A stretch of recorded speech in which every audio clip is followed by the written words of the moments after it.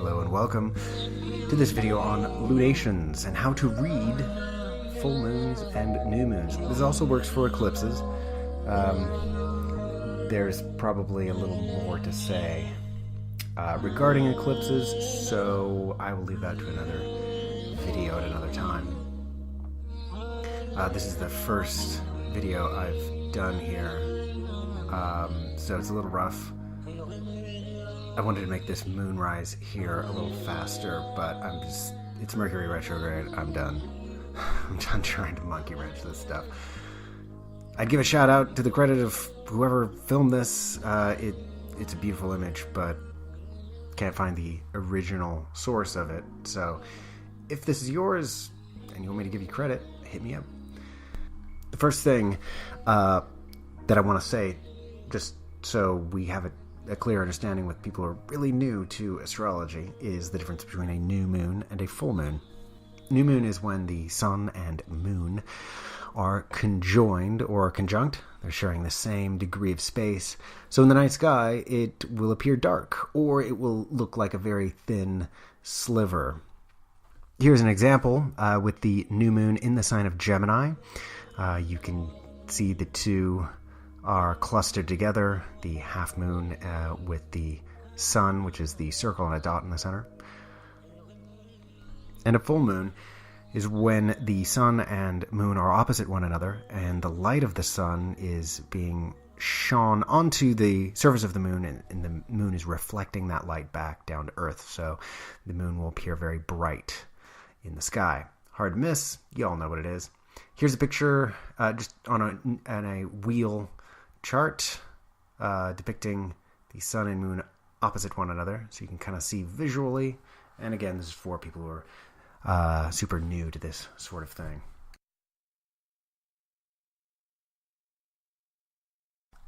Before we get on to some of the considerations of how to judge a new moon or a full moon, or how it's affecting your life, I just want to point out that there's a misconception that the lunations are events that just sort of transpire in one short moment of time, like one day or 1 hour. It's actually a lot longer than you think, especially with regards to eclipses. Like the changing of the tides, these are events that come in and out on their own time. And there's usually a window of time of about 2 or 3 days before and after the event, a kind of umbrella of time in which the promise of the respective lunation can kind of come out into the world and be experienced by us. I notice a lot of times people want to know when's the full moon, and I'll often tell them, well, go look. Is it full? Because it's full. People get really tied down into the exact moment, like as if it were some sort of mechanism or machine you could just flip on a switch and then it's happening. And this is also, kind of a thing that is important to be mindful of with all kinds of time cycles. The whole 2012 thing, for example, everyone was expecting this moment where everything, the world blows up or the aliens land or whatever. Really, they are markers of new cycles of time. So sometimes we try and get to the point with these things when in actuality that point is a curve. When judging a horoscope, whether it's for a person or a new moon or a building, whatever it may be, there are many considerations. Before we get to the considerations of how to judge a new moon or full moon, consider this. The word consideration literally means to observe the stars. It's from the Latin considerare, which means to look closely at or observe, and sidereal, which means literally the stars. It's an old navigational term used by sailors who had to observe the stars in order to direct themselves to their destination. So in the same way, we, using this art of astrology, are able to navigate towards our desired destination. So before we look at how the lunations will be affecting us personally in our lives, we want to get a handle on the nature of the lunation itself. So the first thing you want to look at, beyond the sign that it's happening in, is any planet that is conjoined lunation. So here's an example with a new moon in the sign of Leo, and as you can see, right next to it are Venus at about 4 degrees Leo, and not too far off is Mars at 19 Leo. It's a bit of ways away, so in this case, I think the emphasis would be on Venus, as it's much closer in alignment to the new moon. Here is an example of a full moon in which the moon is very closely aligned to Saturn. This is a very different lunation than the last one. The previous one looked kind of fun. Saturn, not always so much fun, although we might be getting a lot done, and it may be very worthwhile, but it is a bit more serious. Saturn is also in its own sign here of Capricorn, so this is kind of his house, so he has a lot of strength here. And, this could be a time when people are willing or able to address responsibilities and get to work. If it were in another sign, let's say the sign of Cancer, which is opposite, things might be a little more unpleasant or difficult. So this is one brief example of some of the considerations we would get into. Sometimes there can be multiple planets aspecting the lunation. As a rule of thumb, look for the tighter aspects. That is, the closer they are to each other, the better. So in this case, you can see the Moon and Saturn are exactly at 5 degrees Capricorn. Technically, the lunation is at 6 degrees Capricorn. Not really going to make a big difference that they're -1 degree separate, but the farther they are away from each other, the less likely it's going to have a real noticeable effect. This is what we call orbs of influence. So in this case, it's a pretty tight orb of influence, and that is to say that influence should be very apparent. But that's not to say that, 4 or 5 degrees away means nothing. It's just that it starts to become less likely the farther away it is. And another kind of sort of rule of thumb that a lot of astrologers use, the applying aspects are stronger than the separating ones. So if it's coming into alignment, there's a little bit more magic there. But if it's already passing away and starting to kind of fade, maybe not as important. And you can use that for any kind of transit. Just remember, it is kind of a rule of thumb. It's not necessarily an immutable law of the astrological art. And here's one more example. This is another full moon. This also kind of exemplifies the power of lunations. It's both the sun and moon acting together.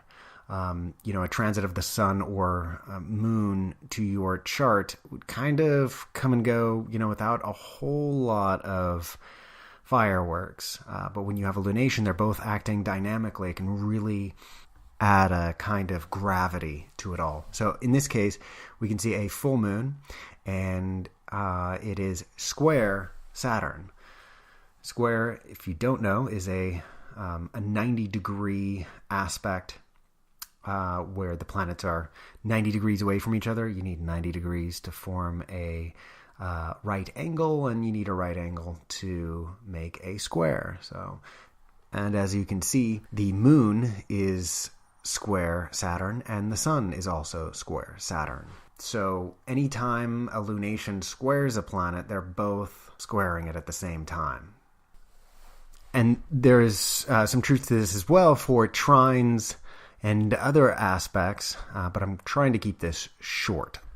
A second consideration when judging a lunation is any planet that is stationing retrograde or direct. For those that don't know, retrogradation is when a planet appears to slow down in the sky until it stops, and then very slowly starts moving backwards until it gains up its regular speed, and then slows down again and stops, and then slowly starts moving forward again until it regains its natural speed. So, and these are very powerful moments for a respective planet. And, a lot of people know about Mercury retrograde. And what they don't know is that it's really more about speed than the backwards motion. The backwards movement isn't that big of a deal. It's really when it slows down to stop and then move forward or backward. That's when you really see the fireworks. So just as an aside here, a lot of people are like, you might hear them say, oh, thank God, Mercury goes direct today. Our problems are over. No, that's the worst time is when it actually goes direct. And there's a window of time around that when things are a little crazy. And it's not all bad, but we're not talking about Mercury retrograde. We're just talking about stationing planets. So anytime there's a station around a lunation, take notice. There's probably something there.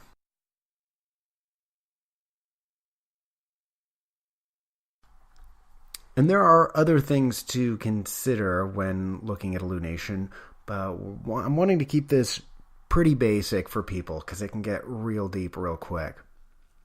Now, when looking at the lunation as it affects your own personal birth chart or natal horoscope, what you're going to want to do is take a look and see how the lunation or where the lunation actually falls respective to your birth chart. If you have a program like SolarFire, you can generate this pretty quickly. There are also ways of doing this on astro.com. If you go into the advanced settings, you can look at transiting planets to your birth chart. And in that, you can kind of see, how things are lining up. The foundational matter to look at is to see which house the new or full moon is falling in. And this is probably more important than the sign and shows in what area of life the lunation is expressing itself. What part of life is getting activated and where your attention is at. Not all houses are the same. The most important ones are the angular houses. And lunations that fall in these angular houses tend to be more important, especially if they're eclipses. As you can see, the angles of the chart are divided between the 1st, 4th, 7th, and 10th. And it is in these houses where we find the angles themselves. In the 1st, we have the ascendant. In the 7th, opposite the ascendant, we have the descendant. And in the 10th, we have the midheaven. Opposite that, down here, we have the nadir or the imium colae, as represented with this IC. And these are all very important points. Anytime there's a lunation or a transit over these points, things can really get activated in a way that tends to be very observable to the outside world. So the first house is like our physical body, our vitality, our sense of self, our face. The 7th house is like our spouse or maybe our best friend, both of which, people can identify you with very easily. The 10th is our career, maybe our boss or our elders.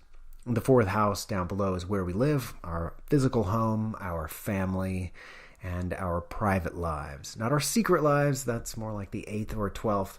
This is just kind of like what you wouldn't know unless you were actually in your house or talking about your family. Anyways, angular houses, very important and also very visible to the outside world in terms of your identity.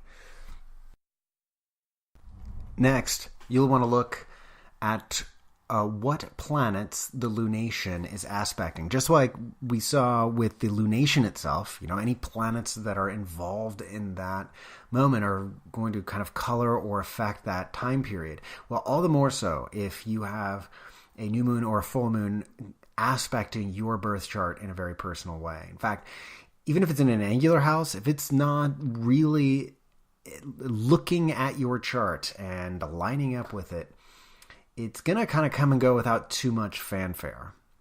So in this example, as you can see, the outer wheel here is the transiting planets. This is the new moon itself. And then the second wheel, the inner wheel here, is the birth chart of this person. And as I've highlighted here, you can see the new moon is exactly conjunct the planet Venus. So this time period will be one in which Venus matters are brought into the forefront of our attention. So love relationships, close friendships, socializing, kind of generally, money matters, especially like petty cash, gifts, luxuries, indulgences, these kinds of things. Now, it's also very important to take into consideration the fact that Venus here and the new moon are occurring in the 8th house. So 8th house matters will also be brought into the attention, and the natal promise of Venus in the 8th house will come out. So shared finances or shared resources, inheritance, taxes, these kinds of things may sometimes come up. Also, intimacy, sexuality, particularly the kind of sexuality that brings intimacy or encounters with our shadow sides or our deep inner self. It's a bit different than, let's say, the 5th house, which is a bit more fun and romantic. The 8th is a little bit darker, a little bit more real, a little bit more authentic and honest, whereas the 5th is kind of like playing around or dating. So that's just to give you a brief snapshot of how this new moon may affect this person. Now there's another example, and just for illustrative purposes, so you can see this is a full moon with the full moon conjunct Venus. So similar themes and issues. The full moon may be more emotionally volatile, or it may have more of a kind of emotional or psychic kind of punch.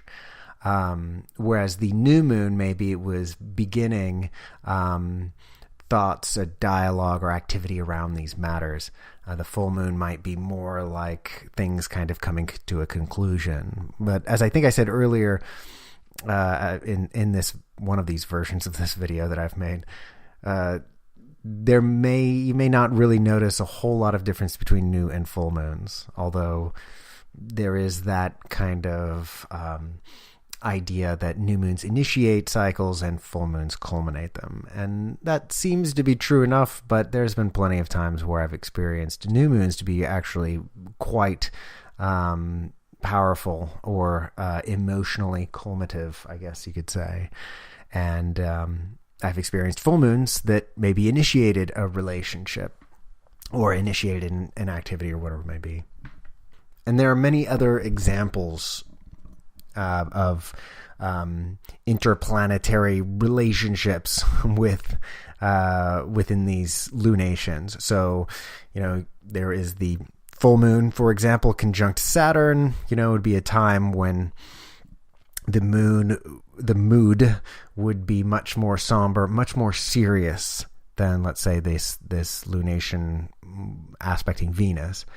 A Saturn lunation would be much more serious, maybe not fun at all, maybe a time of hardship, depression, melancholy, hard work, labor, oppression, whatever it may be. But that's just to kind of give you an example. All of these different planets have their resonant tone and the stories that they bring. So a lunation conjuncting or opposing or trining or making any kind of aspect, one of these planets will bring that character into the time period and will be at the forefront of your attention. A good rule of thumb is that the closer aspects or tighter aspects will be more prominently felt. Some of the looser aspects, that might be in the picture, It might be a little bit in the background. So watch for those orbs of influence, as we talked about. Look at the numbers and see how closely they kind of match up. And so this is just kind of a quick snapshot to show you one example of a new moon conjoining a planet. There are many aspects that can be made. The most important are the conjunction, the opposition, the square, and to maybe a slightly lesser effect, the trine and sextile aspects. And there's even more beyond that. However, I want to keep it relatively short and not overload anybody's mental plate. Now, there are still other things that one could look at. One could look at the lunation as it affects one's progressed chart, such as the secondary progressions or solar arc directions. These are ways of advancing the birth chart very slowly through time, through symbolic time, rather. And these are important and things to consider. However, it is a little bit more advanced. Another kind of advanced technique is to look to see if the lunation is aspecting any midpoints of the birth chart. Midpoints are kind of what they sound like. They're the exact middle degree between planets. And they can be activated with lunations or transits. Generally, with just daily transits, they're probably not going to show up too much. But with an important full moon, and maybe more so with like an eclipse, you may find that they can be very revealing. Maybe I'll do a part 2 for more advanced techniques if people are, wanting that. Let me know in the comments below. Let me know what you think. If you have any further questions, hit me up. I'm happy to answer those, or at least collect them and maybe do a video response to a number of them later on in the future. Like I said, this is the first of more to come. I have a bunch lined up and kind of scripted out and ready to go. So if you'd like to see more, hit that subscribe button and the alert button so you can get them as soon as they're out. Anyway, thanks for watching. See you again real soon.